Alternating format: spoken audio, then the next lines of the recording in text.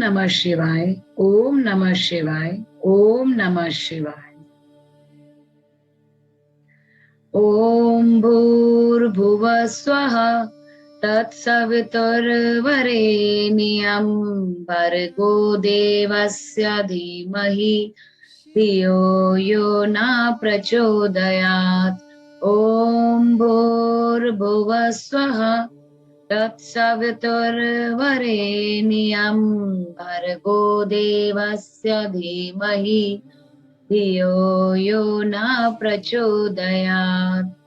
ओम नमः शिवाय, ओम नमः शिवाय, ओम नमः शिवाय।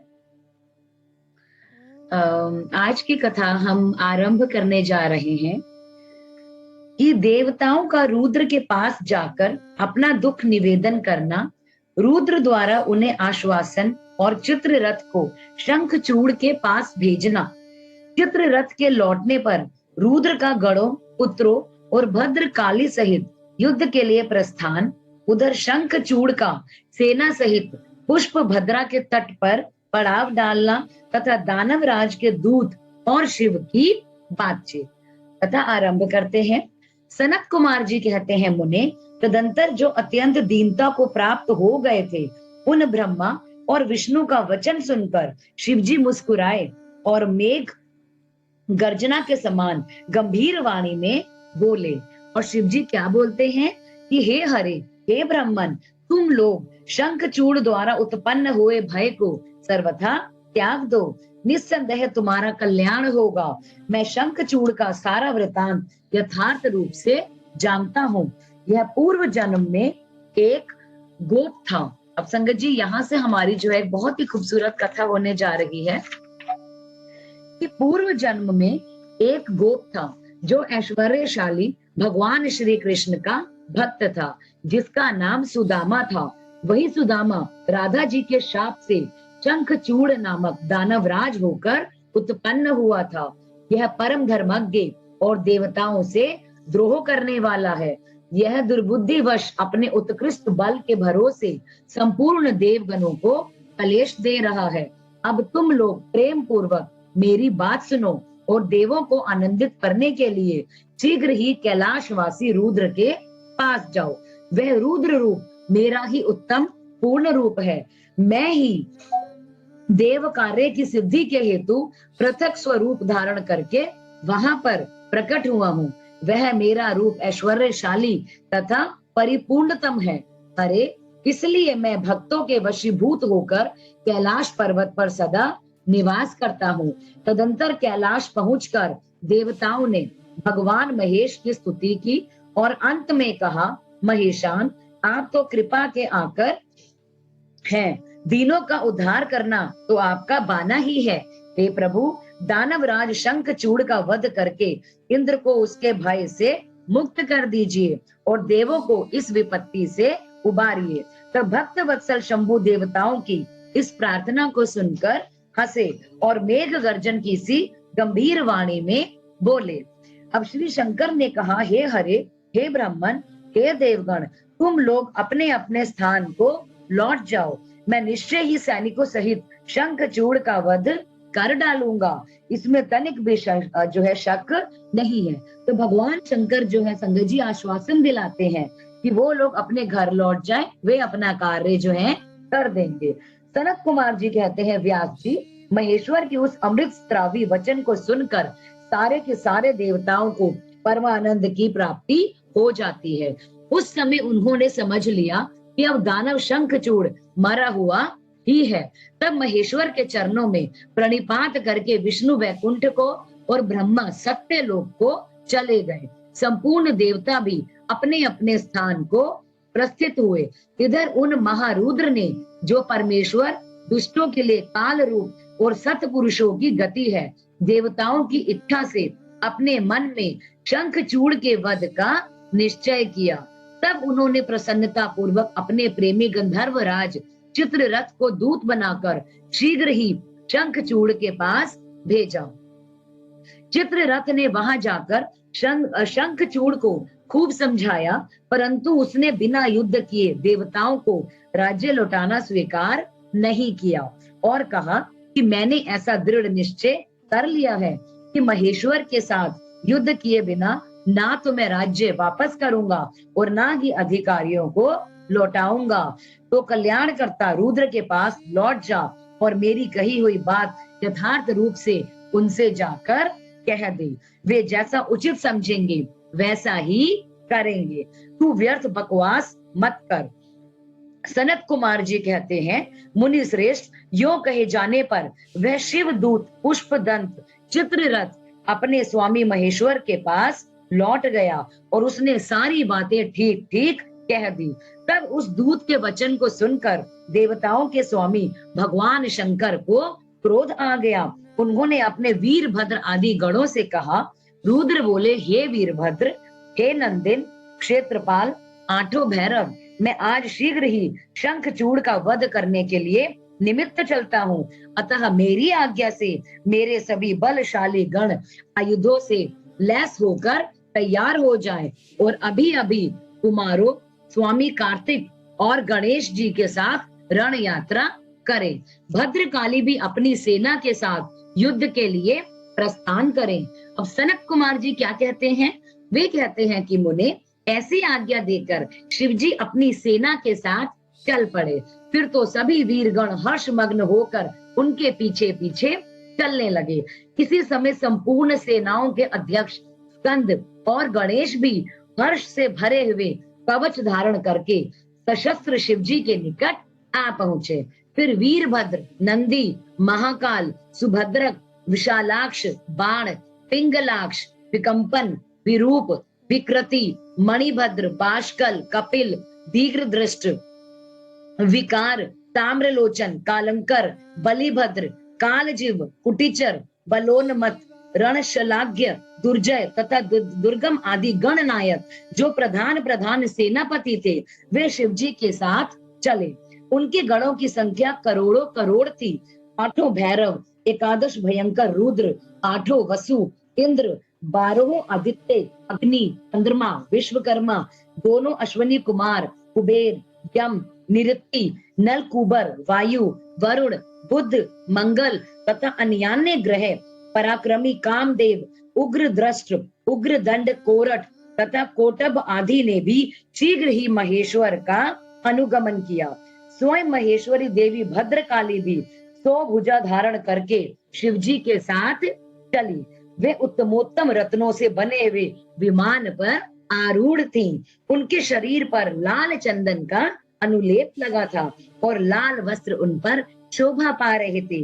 वे हर्षमग्न होकर हंसती, नाचती और उत्तम स्वर से गान करती हुई अपने भक्तों को अभय तथा शत्रुओं को भय प्रदान कर रही थी। उनकी 1 योजन लंबी भीषणाकार जिह्वा लपलपा रही थी। वे अपने हाथों में शंख, चक्र, गदा, पद्दे, ढाल, तलवार, धनुष, बाण, 1 योजन विस्तार वाला गहरा गोलाकार खप्पर, गगन चुंबी त्रिशूल, 1 योजन लंबी शक्ति, मुदगर, मुसल, वज्र, खड़ग, तीखा फलक, वैष्णव वास्त्र, वारुणा शास्त्र और वायव्यास्त्र, नागपाश, नारायणास्त्र, गंधर्वास्त्र, ब्रह्मास्त्र, करुणास्त्र, पर्जयास्त्र, पाशुपस्त्रास्त्र, त्रिभुरास्त्र, पर्वतास्त्र, महान पराक्रमी सूर्यास्त्र, काल काल, महानाल, महेश वरास्त्र, यम दंडास्त्र, सम्मोहनास्त्र तथा समस्त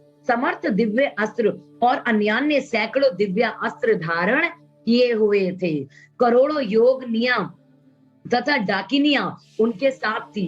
फिर भूत, प्रेत, पिशाच, कूष्मांड, ब्रह्म राक्षस, वेताल राक्षस, यक्ष और किन्नर आदि से घिरे हुए स्कंद ने पिता के पास आकर उन चंद्रशेखर को प्रणाम किया और उनकी आज्ञा से पार्श्व भाग में स्थित होकर सहायक का स्थान ग्रहण किया। तदंतर रुद्र रूपधारी शंभु अपनी सारी सेना को इकट्ठा करके शंखचूड़ के साथ लोहा लेने के लिए निर्भयता पूर्वक आगे बढ़े और देवताओं का उद्धार करने के लिए चंद्रभागा नदी के तट पर मनोहर वट वृक्ष के नीचे खड़े हो गए। अब व्यास जी, उधर जब शिव दूत चला गया तब प्रतापी शंखचूड़ ने महल के भीतर जाकर तुलसी से वह सारी वार्ता कह सुनाई। अब शंखचूड़ ने कहा, देवी, शंभू के दूत के मुख से रण निमंत्रण सुनकर मैं युद्ध के लिए उद्यत हुआ हूँ और उनसे जूझने के लिए मैं निश्चय ही हो जाऊंगा। तुम इसके लिए मुझे आज्ञा दो। यो कहकर उस ज्ञानी ने अपनी प्रिया को नाना प्रकार से समझाया।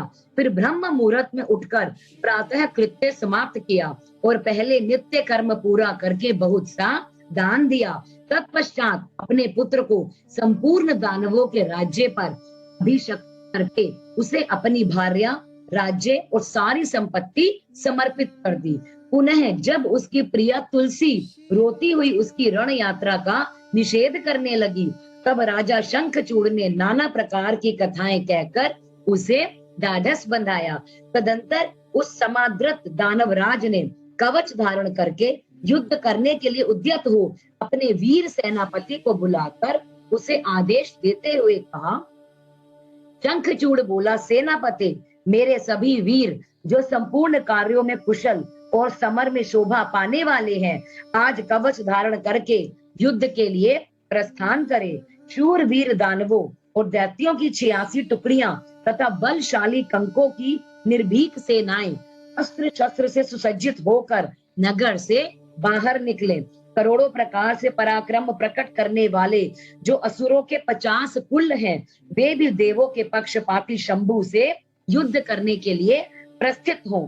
मेरी आज्ञा से धर्मों के 100 कुल भी कवच से विभूषित हो शंभू के साथ लोहा लेने के लिए शीघ्र ही निकले।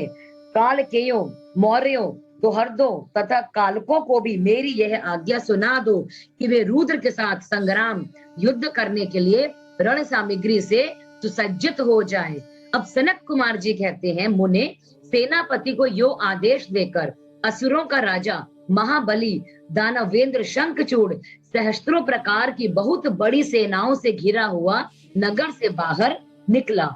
उनका सेनापति भी युद्ध शास्त्र में निपुण, महारथी, महान, शूरवीर और रणभूमि में रथियों में अग्रगण्य था। इस प्रकार युद्ध स्थल में वीरों को भयभीत कर देने वाला वह दानवराज 3 लाख अक्षौहिणी सेनाओं पर शासन करता हुआ शिविर से बाहर निकला और उत्तमोत्तम रत्नों के द्वारा निर्मित विमान पर आरूढ़ हो गुरुजनों को आगे करके युद्ध के लिए चल पड़ा।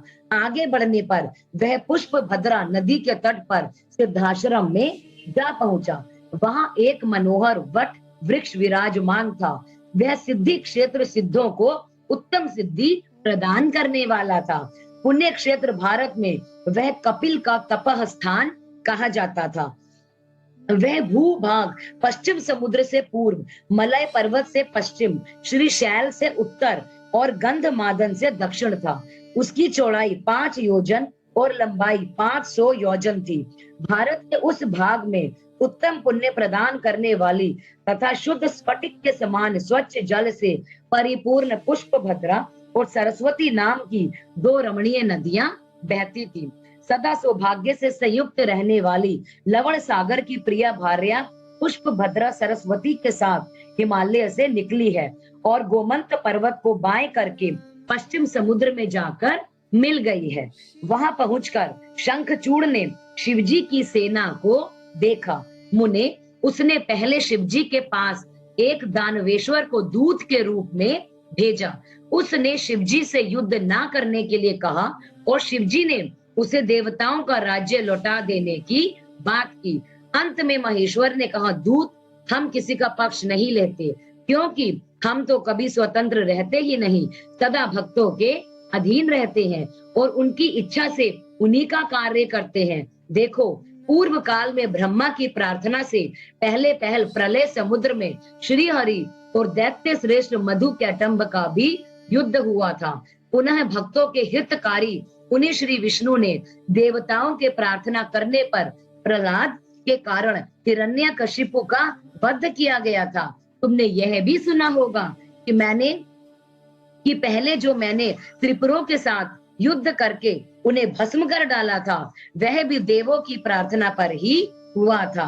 पूर्व काल में सर्वेश्वरी जगत जननी का जो शुभ आदि के साथ युद्ध हुआ था और जिसमें उन्होंने उन दैत्य का वध कर डाला था, वह भी देवताओं के प्रार्थना करने पर ही घटित हुआ था।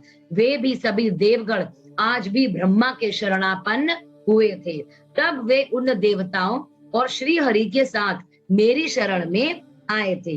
दूत इस प्रकार ब्रह्मा, विष्णु और देवगणों की प्रार्थना के वशीभूत हो देवों का अधीश्वर होने के कारण मैं युद्ध के लिए आया हूँ।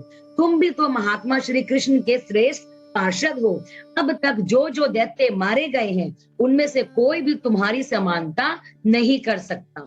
इसलिए राजन, देव कार्य की सिद्धि के लिए तुम्हारे साथ युद्ध करने में मुझे कौन सी बड़ी लज्जा होगी, अर्थात कुछ नहीं, क्योंकि मैं ईश्वर हूँ और देवताओं ने मुझे विनय पूर्वक भेजा है।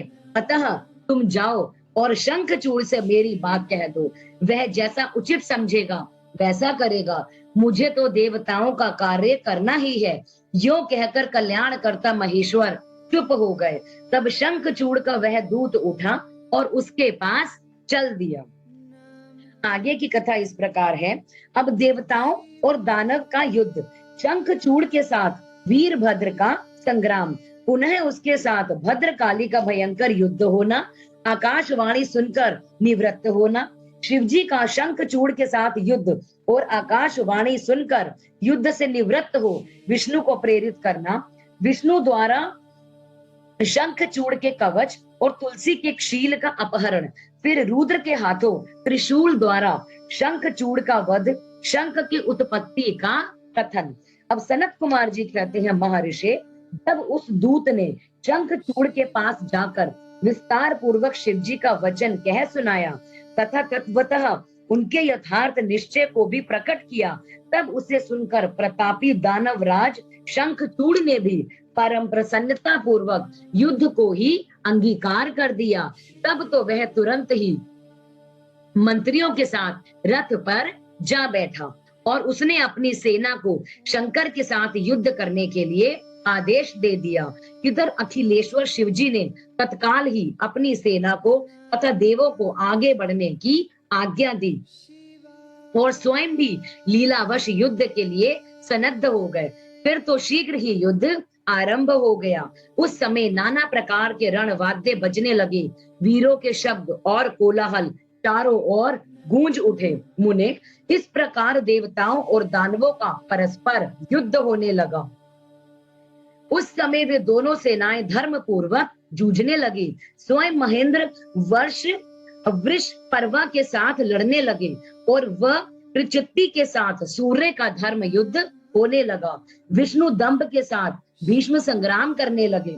कालासुर से काल, गोकर्ण के साथ अग्नि ने युद्ध किया, कालकेय के साथ कुबेर ने युद्ध किया, मय के साथ विश्वकर्मा ने, भयंकर से मृत्यु, संहार से यम, कालंबिक से वरुण, चंचल से वायु, पृष्ठ से बुद्ध, रक्ताक्ष से शनैश्चर, रत्नसार से जयंत, वर्णा गणों से वसुगण, दोनों दीप्तिमानों से दोनों अश्विनी कुमार और धूम्र से नलकूबर, धुरंधर से धर्म, गणकाक्ष से मंगल, शोभाकर से वैश्वानर, पिपिट से मनमत, दोका मुख, चूर्ण खड़ग, धूम्र संगल प्रतापी विश्व और पलाश नामक असुरों से 12 आदित्य धर्म पूर्वक लोहा लेने लगे। इस प्रकार शिव की सहायता के लिए आए हुए अमरों का असुरों के साथ युद्ध होने लगा। 11 महारुद्र महान बल पर पराक्रम से संपन्न 11 भयंकर असुर वीरों से भिड़ गए। उग्र और चंड आदि के साथ महामणि, राहु के साथ चंद्रमा और शुक्राचार्य के साथ बृहस्पति धर्म युद्ध करने लगे। इस प्रकार उस महायुद्ध में नंदीश्वर आदि सभी शिवगण श्रेष्ठ दानवों के साथ संग्राम करने लगे। विस्तार भय से उनका पृथक वर्णन नहीं किया गया। मुने, उस समय सारी सेनाएं निरंतर युद्ध में व्यस्त थी और शंभु काल्यसुत के साथ वट वृक्ष के नीचे विराजमान थे। उधर शंखचूड़ भी रत्नाभरणों से विभूषित हो करोड़ों दानवों के साथ रमणीय रतन सिंहासन पर बैठा हुआ था। फिर देवताओं तथा असुरों में लंबे समय तक अत्यंत भयानक युद्ध चलता रहा। तदंतर शंखचूड़ भी आकर उस भीषण संग्राम में जुट गया इसी बीच महाबली वीरभद्र समर भूमि में बलशाली शंखचूड़ से जा भिड़े। अब उस युद्ध में दानवराज जिन जिन अस्त्रों की वर्षा करता था उनको वीरभद्र खेल ही खेल में अपने बाणों से काट डालते थे। व्यास जी, किसी समय देवी भद्रकाली ने समर भूमि में जाकर बड़ा भयंकर सिंहनाद किया। उनके उस शब्द को सुनकर सभी दानव मूर्छित हो गए। उस समय देवी ने बारंबार अट्टहास किया और मधुपान करके वे रण के मुहाने पर नृत्य करने लगी। उनके साथ ही उग्र दृष्टा, उग्र दंडा और कोटवी ने भी मधुपान किया और अन्य देवियों ने भी खूब मधु पीकर युद्ध स्थल में नाचना आरंभ कर दिया। उस समय शिवगणों तथा देवों के दलों में महान कोलाहल मच गया। सारा सुर समुदाय बहुत प्रकार से गर्जना करता हुआ हर्षमग्न हो गया। तदंतर काली ने शंखचूड़ के ऊपर प्रलयकालीन अग्नि की शिखा के समान उद्दीप्त आग्नेयास्त्र चलाया, परंतु दानवराज ने वैष्णवास्त्र से उसे शीघ्र ही शांत कर दिया। तब देवी भद्रकाली ने उस पर नारायणास्त्र का प्रयोग किया। वह अस्त्र दानव शत्रु को देखकर बढ़ने लगा। तब प्रलयाग्नि की ज्वाला के समान उद्दीप्त होते हुए नारायणास्त्र को देखकर शंखचूड़ दंड की भांति भूमि पर लेट गया और बारंबार प्रणाम करने लगा।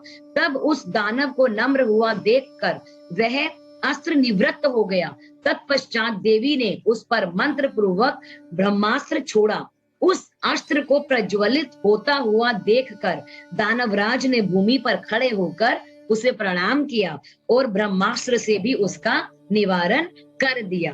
तदंतर वह दानवराज कुपित हो उठा और वेग पूर्वक अपने धनुष को खींचकर देवी के ऊपर मंत्र पाठ करते हुए दिव्यास्त्रों की वर्षा करने लगा। भद्रकाली समर भूमि में अपने विस्तृत मुख को फैलाकर उन अस्त्रों को निगल गई और अट्टहास पूर्वक गर्जना करने लगी, जिससे दानव भयभीत हो गए। तब शंखचूड़ ने काली के ऊपर 100 योजन लंबी शक्ति से वार किया, परंतु देवी ने अपने दिव्यास्त्र समूह से उसके 100 टुकड़े कर दिए। यो उन दोनों में चिरकाल तक युद्ध चलता रहा और सभी देवता तथा दानव दर्शक बनकर उसे देखते रहे। अंत में देवी ने महान कोपावेश से उस पर वेग पूर्वक मुष्टि प्रहार किया। उसकी चोट से वह दानवराज चक्कर काटने लगा और उसी क्षण मूर्छित हो गया। फिर क्षण भर में ही उसकी चेतना लौट आई और वो फिर से खड़ा हो गया, परंतु उस प्रतापी ने मातृबुद्धि होने के कारण देवी के साथ बाहु युद्ध नहीं किया। तब देवी ने उस दानव को पकड़कर उसे बारंबार घुमाया और बड़े क्रोध से वेग पूर्वक ऊपर को उछाल दिया। प्रतापी शंखचूड़ वेग से ऊपर को उछला और पृथ्वी पर गिरकर दोबारा से खड़ा हो गया। उस महायुद्ध में वह तनिक भी भ्रांत नहीं हुआ था, बल्कि उसका मन प्रसन्न था। तत्पश्चात वह भद्रकाली को प्रणाम करके बहुमूल्य रत्नों के द्वारा निर्मित अपने परम मनोहर विमान पर जा बैठा। इधर कालिका भूख से विहल होकर दानवों का रक्तपान करने लगी। किसी अवसर पर वहां कभी अचानक आकाशवाणी हुई, ईश्वरी, अभी रणभूमि में सिंहनाद करने वाले 1.5 लाख दानवेंद्र और बचे हैं। ये बड़े उद्वत हैं, अतः तुम इन्हें अपना आहार बना लो। परंतु देवी, संग्राम में दानवराज शंखचूड़ को मारने के लिए मन मत दौड़ाओ, क्योंकि वह तुम्हारे लिए अवध्य है, ऐसा निश्चय समझो। अब आकाशवाणी द्वारा कहे हुए वचन को सुनकर देवी भद्रकाली ने बहुत सारे दानवों का मांस भक्षण किया और उनका रक्तपान करने लगी। फिर वे शिवजी के निकट चली गई। वहां पर उन्होंने पूर्वापर के क्रम से सारा युद्ध वृतांत कह सुनाया। व्यास जी ने पूछा, महाबुद्धिमान सनत कुमार जी, काली का यह कथन सुनकर महेश्वर ने उस समय क्या कहा और कौन सा कार्य किया, उसे आप वर्णन करने की कृपा करें, क्योंकि मेरे मन में उसे सुनने की प्रबल उत्कंठा जाग उठी है। सनत कुमार जी बोले, मुने, शंभु तो जीवों के कल्याणकर्ता परमेश्वर और बड़े लीला विहारी हैं। वे काली द्वारा कहे गए वचन को सुनकर उन्हें आश्वासन देते हुए हंसने लगे। तदंतर आकाशवाणी को सुनकर तत्व ज्ञान विशारद स्वयं शंकर अपने गणों के साथ समर भूमि की ओर चले।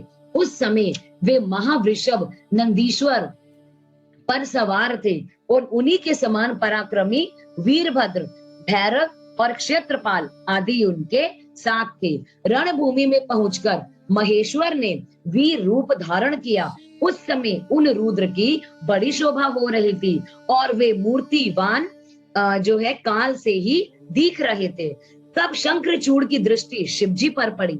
तब वह विमान से उतरा, परम भक्ति के साथ जो है दंड की भांति पृथ्वी पर लौटकर अपने सिर के बल उसने प्रणाम किया। इस प्रकार नमस्कार करने के बाद वह तुरंत ही अपने विमान पर जाकर बैठा और कवच धारण करके उसने धनुष बाण को उठाया।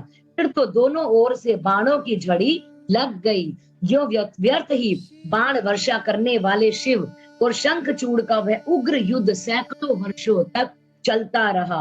अंत में युद्ध स्थल में शंखचूड़ का वध करने के लिए महाबली महेश्वर ने सहसा अपना वह त्रिशूल उठाया, जिसका निवारण करना बड़े बड़े तेजस्वियों के लिए भी अशक्य था।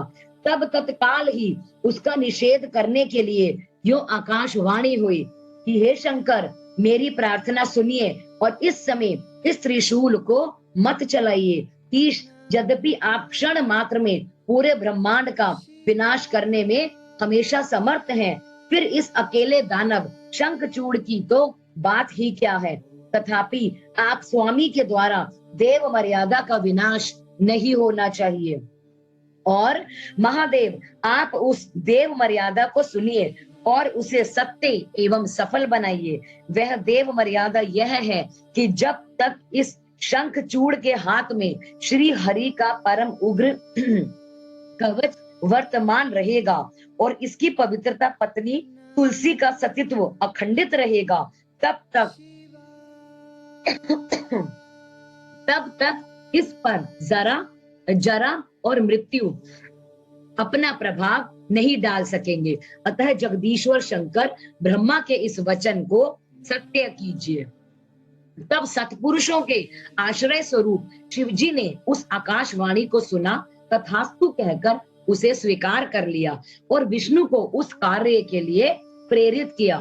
फिर तो शिवजी की इच्छा से विष्णु वहां से चल पड़े। वे तो मायावियों में भी श्रेष्ठ मायावी ठहरे।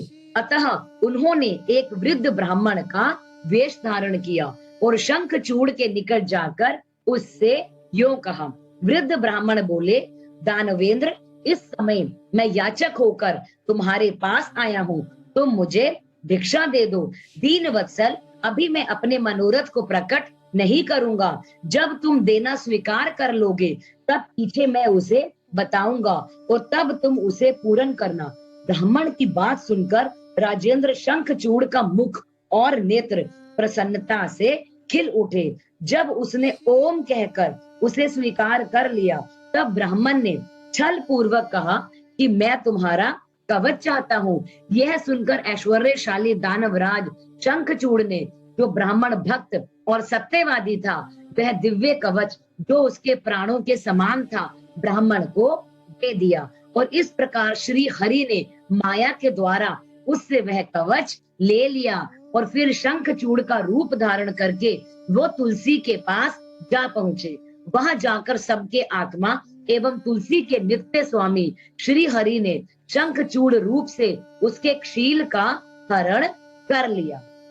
इस प्रकार से तो संगत जी, इस प्रकार से जो भगवान विष्णु है वो, क्योंकि शंखचूड़ को मारने के लिए जो कुछ चीजें थी वो चाहिए थी कि एक तो उसको जो है ब्राह्मण का रूप धारण करके उसको शंखचूड़ का कवच उतरवाना था। तो भगवान विष्णु ने ब्राह्मण का रूप धारण किया और उस प्रकार से जो है उनके पास ब्राह्मण का रूप लेके वो शंखचूड़ के पास जाकर उनसे उनका कवच ले लेते हैं। और दूसरा जो है वो उनकी जो है जो तुलसी जो उनकी पत्नी थी वो उनके पास जाते हैं और उनके शील का और जो है खुद शंखचूड़ का रूप ले लेते हैं प्रभु और उनके शील का हरण कर लेते हैं।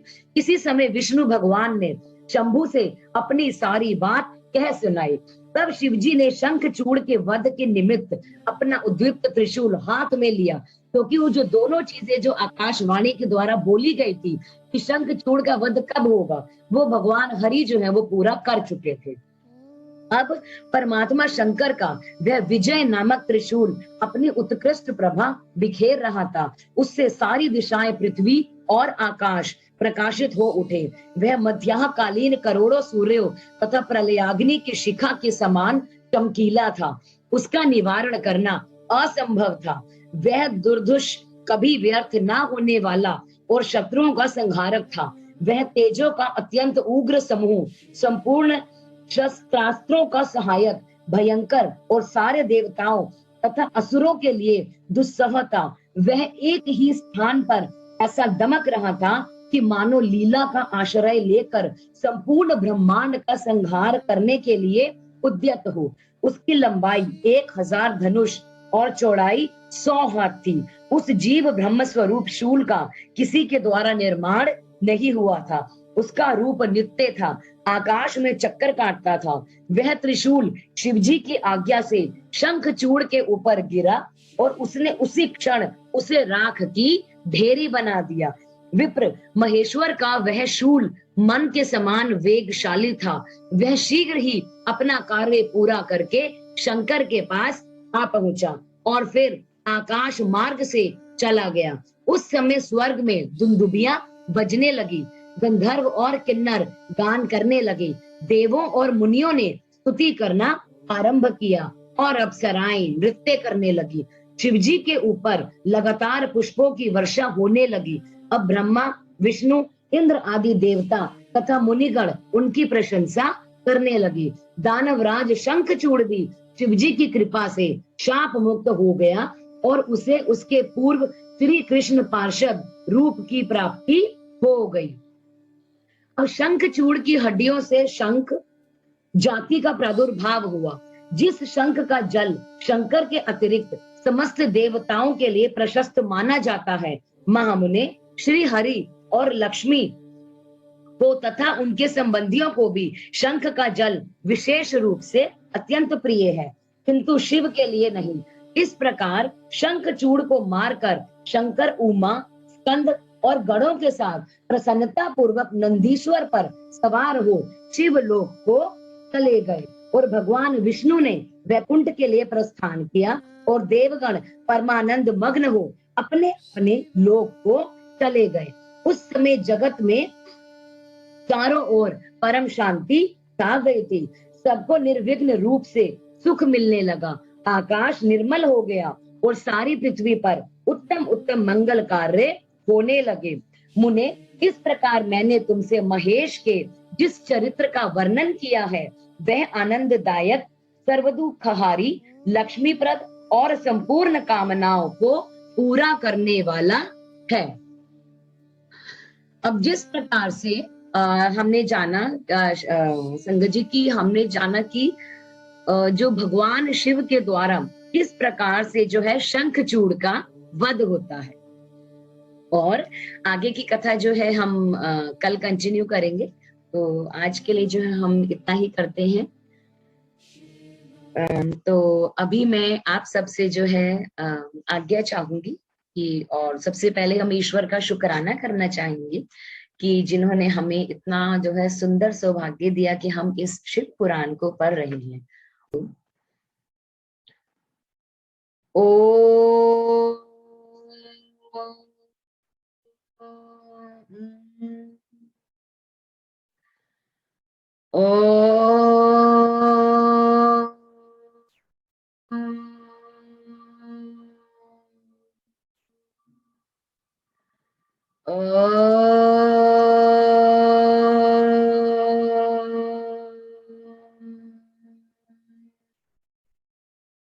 ओम नमः शिवाय, ओम नमः शिवाय, ओम नमः शिवाय। जय गुरु।